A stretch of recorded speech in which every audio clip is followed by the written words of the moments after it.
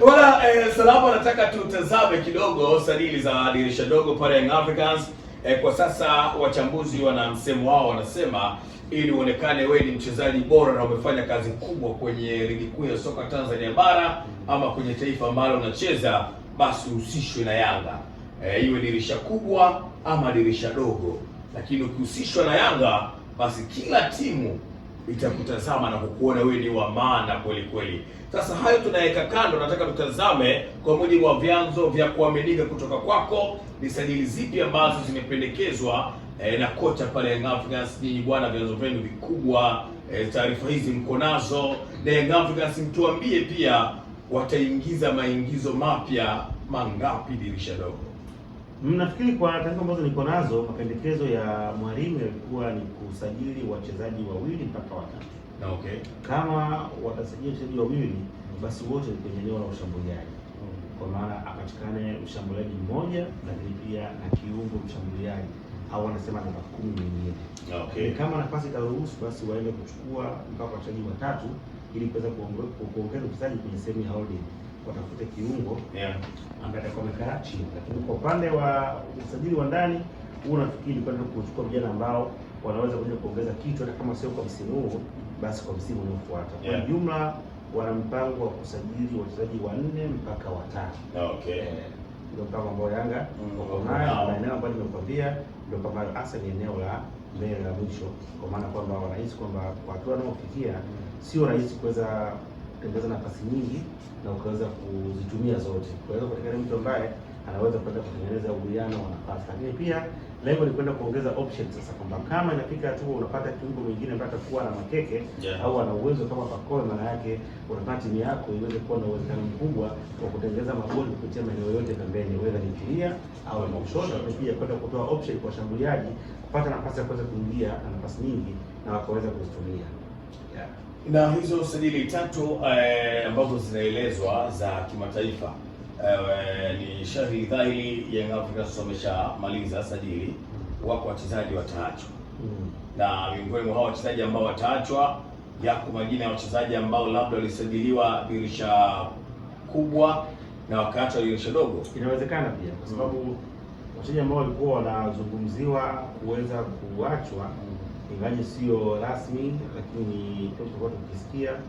Nafikiri mtu kama Boyile anaweza akaondoka kwa sababu alikuwa amekuja kwa mkopo kutoka South Africa. Lakini pia mtu kama Musa Balakonte anaweza akapisha na kuruhusu mwingine anaweza kufika. Lakini pia mtu kama Boka ambaye mtabaki na bwana Mshojo pia anaweza akapewa mkono kwa hili, kwa sababu Yanga wana plani ya kusajili beki mwingine mzawa ambaye kuja kusaidia Mguseni kwenye eneo kushoto, wakiamini kwamba kwenye eneo la hizi beki za pembeni tumekuwa hatuna madhaifu mengi makubwa, yetu wengi wa ndani wanaweza kuzidi vizuri nafasi za ulinzi. Kwa hiyo bado vijana wengi ambao wanaweza kukua mwanzo kaja kwa mbadala kwa Mguseni kwenye klabu ya Yanga.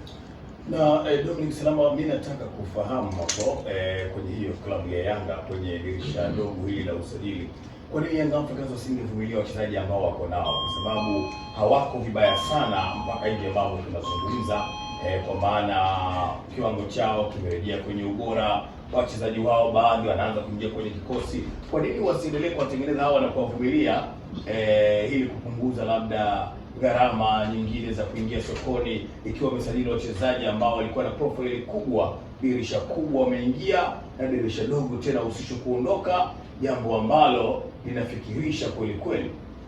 Kwanza Yanga ni timu kubwa. Ukiwa timu kubwa hauna muda wa kusubiri. Kwa maana kwamba unakuwa na malengo mengi ambayo atakayotimiza kwenye mwisho wa msimu. Lakini jambo nyingine, Yanga sasa imekuwa struggle wakiangalia kundi ambalo wapo. Yaani sajili nyingi ambazo Yanga anazifanya ni kwenda kufanya improvement hasa kwenye michuano ya kimataifa. Ingekuwa Yanga hayupo kwenye hatua ya makundi, ndio sawa, au yuko kwenye kundi ambalo kama kuna ambalo liko Simba, ile kundi la Petro na timu nyingine, hii timu alionayo ingeweza kukumbusha kwenda katikati ya makundi. Ipo kwenye kundi gumu ambalo ni lazima uweze kuongeza makali, kwa sababu unakutana na watu ambao wote wamekamilika. Kwa hiyo ni kipindi ambao unalenga hasa kwenda kuongeza kitu kwenye michuano ya kimataifa, sio kwenye ligi. Kwa hiyo lazima tuweze kuelewa kwamba usajili unafanyika ili kwenda kuweza kutatua matatizo yao mengi hasa kwenye eneo la ushambuliaji na kwenye eneo la ulinzi, kwa sababu watakutana timu ambazo zina uwezo wa hali ya juu. Kwa hiyo ni sajili ambazo yani particularly zinakwenda kusaidia kuongeza kitu kwenye hatua ya makundi, ili ikiwezekana baada ya mechi mbili za ahadi waweze kuingia kwenye hatua ya robo finali na kuweza kutengeneza rekodi nyingine katika msimu huu. Huwa mnakuaga pia na hizi taarifa kwamba nani na nani ambaye anahusishwa. Siwezi kutaja kwa maana ya majina, lakini nitakwambia maeneo ambayo wanaweza kutokea. Okay. Wana usajili ambao unaweza kutokea Angola. Wana usajili ambao unaweza kutokea Ivory Coast. Na wana usajili ambao unaweza kutokea Msumbiji. Okay. Msumbiji. Haya ni maeneo ambayo Yanga wanaweza wakapita, na huu usajili wa Msumbiji unaweza kushtukiza kidogo, lakini unaweza kufanyika pia katika msimu. Okay. Ingawaje utaweza kufanikiwa kama ule usajili wa timu nyingine kubwa kwa yule kijana hautakwenda kufanikiwa. Ila ukifanikiwa usajili wa timu nyingine kubwa yule kijana, basi ule wa Msumbiji inabidi usubirie mpaka licha kubwa, kwa sababu huyu kijana ni mzawa, yule ndio kigeni. Okay. Ingawaje kijana mzawa ana experience ya kucheza nje pia. Okay. Mimi nataka tuzungumze hapo kwenye maeneo ambayo umetaja wachezaji wanapotokea, na mimi naomba pia nijaribu tu kuuliza ili utuweke sawa. Nafikiri Msumbiji ni Jose Luis Miquissone. Miquissone ameandika kwenye kurasa wake. Vipi, nirejee tena huko ama vipi? Mimi sijapitia kwenye kurasa wake. By the way, sio miongoni mwa watu ambao nimemfollow na wewe ndio ninakusikia. Kwa kama atakuwa ni yeye, mchezaji mzuri, ampita ahadi katika ubora wake. Mchezaji yote akipita ahadi maana yake anapiga cha ziada, mchezaji mkubwa. Lakini pia saizi kwa timu yake ya UD Songo nafikiri anaongoza kwa ufungaji na magoli 15. Amekuwa na kiwango bora sana baada ya kuwa amestruggle na majeraha.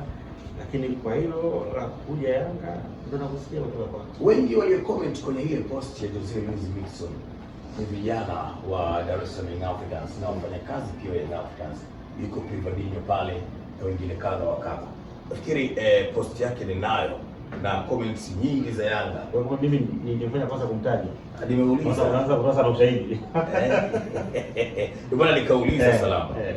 Je, kutoka pale Msumbiji ni yeye? Kwa sababu yeye pekee ndiye ambaye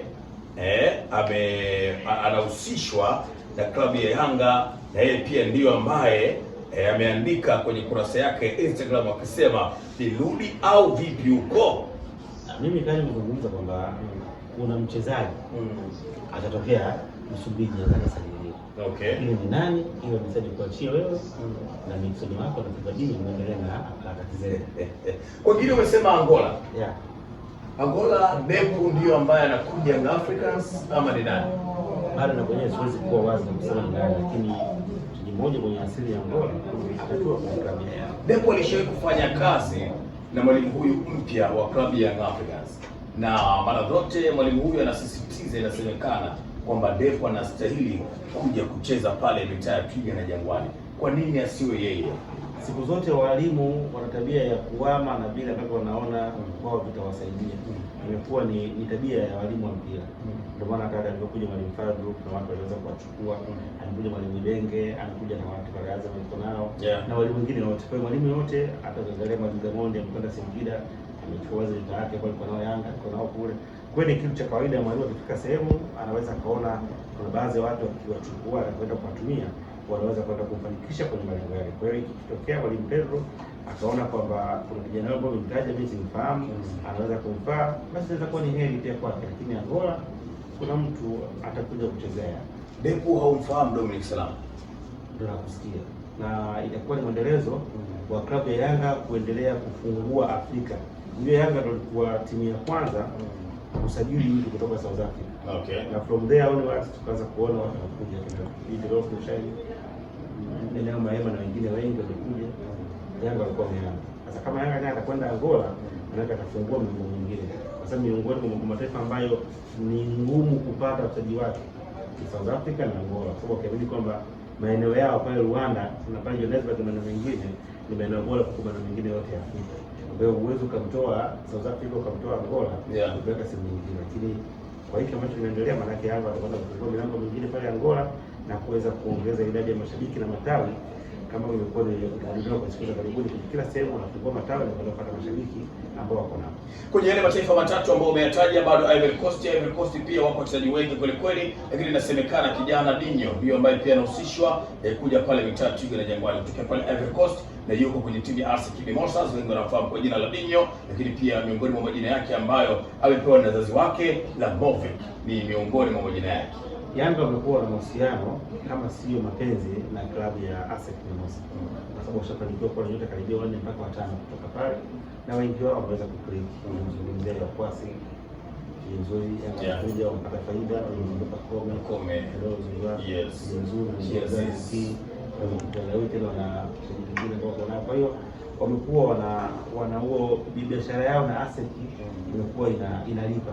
Kwa hiyo kuwaona tena wakirudi ASEC na kuchukua mali nyingine si jambo la kushangaza. Kinachokijua tu kwamba Yanga watafanya usajili nchini Ivory Coast.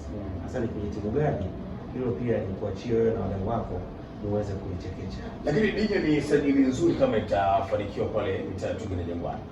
Kijana ambaye ana uwezo mzuri, nafahamu kijana ambaye ni mzuri na nimepata bahati ya kuzungumza na wakala wake. Okay. Nimezungumza naye, ni miongoni mwa vijana ambao anatamani na siku moja aje Tanzania na hasa kwenye klabu ya Yanga. Kwa nini? Kwa sababu ya akiangalia wakina Pacome, akiangalia kuna Aziz.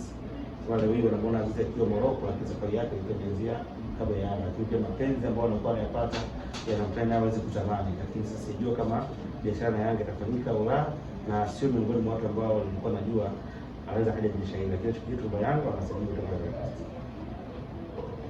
Salama, kwa nini umekuwa ukizificha hizi taarifa? Kwa sababu tetesi si dhambi. Wanga napenda kuongea vitu ambavyo vimethibitika. Unaona, ukiangalia katika taarifa nyingi ambazo nilikuwa nikizitoa kwa 90% zinakwenda kutokea zote. Yes. Na hata kwa zingine nilizitoa moja haikutokea kwa sababu ya ubisho kifedha ya pesa, lakini nyingine nilisema haikutokea, lakini swala la muda itakwenda kutokea. Okay. Na huyo ni ile mpango kabisa wala. Mimi najua kwa sababu tulifanya na mimi. Hapo ni kwa wote tulifanya na mimi. Kumbuka ni mpango, lakini kuna moja inapata kutokea. Na nitakwenda kujibu yale maandiko. Niliyaona lakini sikuyajibu. Ni ile mpango. Niliandika maandiko mengi, sio mpango. Sio mpango. Niliandika maandiko mengi sana. Nitakwenda kuyajibu kwa sababu okay. Kwa vitendo. Mpango utasajiliwa Yanga dirisha dogo makubwa. Hili dogo la kesho kutwa ama lile kubwa linafuata. Siku shamba mpango atakuwa na Yanga. Na sikumbuki mimi nimeuliza. Nyinyi wa Kongo swala muda. Kama mimi nani anajua swala la muda. Haya bwana, hivyo ndivyo ambavyo tunamaliza na tunazichakata kwa kweli sajili mbalimbali ambazo zinahusishwa pale mitaa Twiga na Jangwani na Dominic Salama Chifu Zabane kama Zufele Young Africans wamepania pia dirisha dogo ili kufanya mambo makubwa kweli kweli, lakini nikwambie tu kitu kimoja, kuna timu dirisha dogo Italia. Ichukue hii. Kuna timu kubwa dirisha dogo Italia. Na mimi nakupa kodi ya Young Africans ndio utakwenda kuiliza. Ni kilio kikubwa kweli kweli. Yajayo yanasikitisha. Je, uko tayari kuyapokea? Subiri, muda utakuja na majibu. Jina langu naitwa Cisco, nilikuwa na hapa Zobane Chifu kama Zumfela Dominic mwana wa Salamba, lakini nikwambie tu ya kwamba hiki ni kipindi kizuri kweli kweli ambapo unataka faraja ya usingizi wako. Sasa usingizi mzuri bwana